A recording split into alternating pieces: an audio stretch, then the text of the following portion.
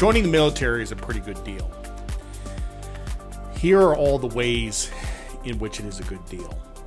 Number one, you get free health care. It's not the best quality health care, but it is free. There's something to be said for that. Free health care. Their insurance plan is called TRICARE. Go to any hospital in the country, they take TRICARE. So, number two, job security. It's tough to get fired from the military. If you're enlisted, if you want to keep re-enlisting, you can have your job. If you're an officer, don't get passed over for promotion. You can have your job. Don't get in trouble. Don't get court-martialed. Don't get a big chicken dinner. Don't get a dishonorable discharge. It's lots of job security. You're working for the government. Number three, free housing. You can live on base or you cannot live on base. If you don't live on base, you get an allowance for housing.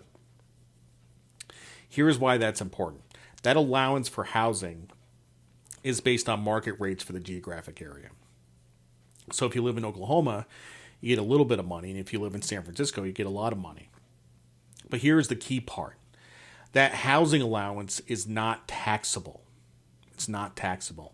So you could have a situation where you could have an enlisted guy that's making $60,000, $70,000 a year and getting $50,000 for housing, and the housing piece is not taxable. That's powerful.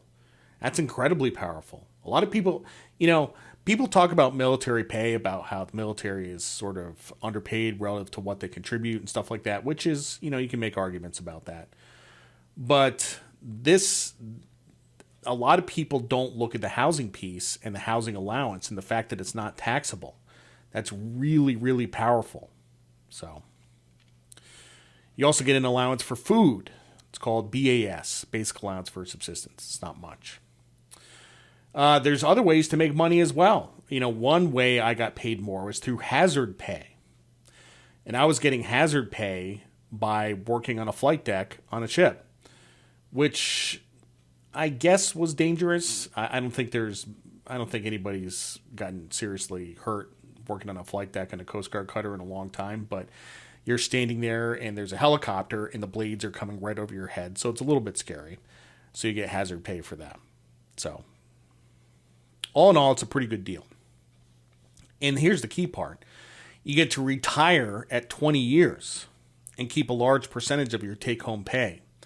Think of that. You could retire at age 38. 38. You could retire at 38 and have a steady paycheck and go on to work in a whole new career.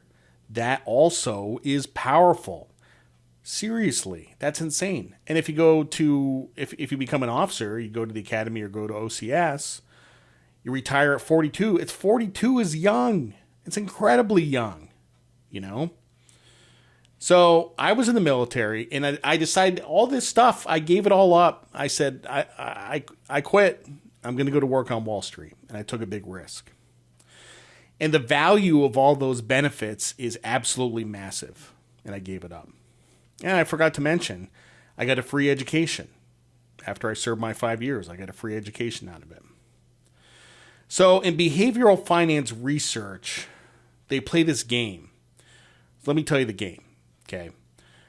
I say, okay, I can give you $3,000 right now, or you have a 50-50 chance of getting $10,000, or you get nothing. So you get $3,000 right now, or you have a 50-50 chance of getting $10,000. What are you supposed to do?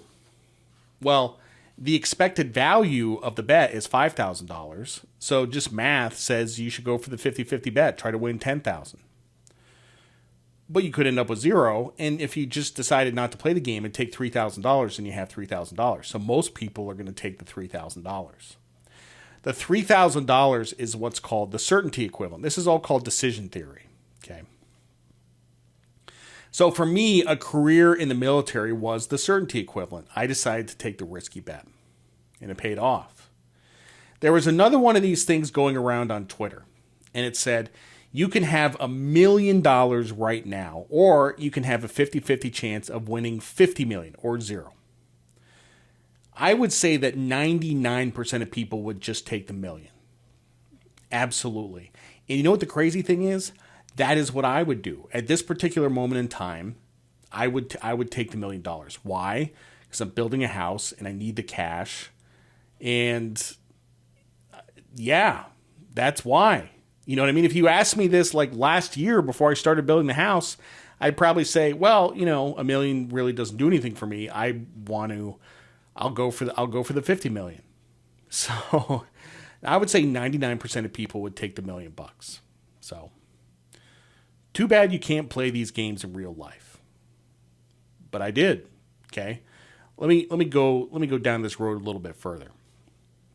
Let's say you were a 4th grade teacher, but you have an idea for a business. Now you get a steady paycheck for being a teacher. You get health benefits.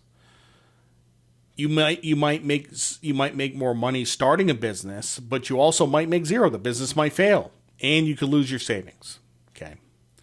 So it's not a surprise that most people take the certainty equivalent. Most people say, I just want to stay a 4th grade teacher because it's the sure thing. You know, you would have to be a crazy gambler to start a business. But that's what most business people are, crazy gamblers. It's absolutely true. It's absolutely true. Think about this. When I was at Lehman, I was making $850,000 a year. That was my certainty equivalent. I gave that up to start a business with the potential of making a lot more, but it could have failed. $850,000 was my certainty equivalent. All I had to do was stay put, just sit in the seat, trade ETFs, and I keep making $800,000. I probably would have made more, and for sure I would have made more. But that was a certainty equivalent, and I decided to take a risk. I was a crazy fucking gambler, okay? And I took a risk, and I left. I did not take the certainty equivalent. Jeff Bezos did the same thing. He was working at D. Shaw. He was probably making $500,000 a year. He says, I got this idea for a business, this Amazon thing. I'm going to sell stuff over the internet. I'm going to sell books and CDs. And I think he got some advice. I think people said, yeah, you should try it. You should try it out. But he gave up $500,000 a year. He could have stayed in that job, and he would have made more money over time. But now he's the 2nd richest guy in the world. You know, that worked out pretty well. I don't want to say that you should never take the certainty equivalent, because in some cases it absolutely makes sense. But let me tell you, life is not very fulfilling if you always take the certainty equivalent. I can't speak for teachers, but I can tell you that there's a lot of people in the military that are unhappy. Got to put up with a lot of bullshit. There's a lot of bullshit in the military. 20 years is a long time to put up with a lot of bullshit in the best years of your life. And when they retire, what do these people do? I've seen my classmates retire. They grow a big ass beard, like this big ZZ Top beard. They get a camper. They drive around to campgrounds and they collect their $25,000 check. I mean, yeah, that is not my jam. It's not. I want to live life to the fullest. I want to take risks, big risks. Same thing with the house. People say to me, why do this? Why would you do this? Why would you turn your life upside down to build the Dil Mahal? And I'm like, because that is what I do. Every 7 years or so, I need to turn my life upside down just for a little excitement. But it always pays off in the end. And I'm going to have the coolest house in the world.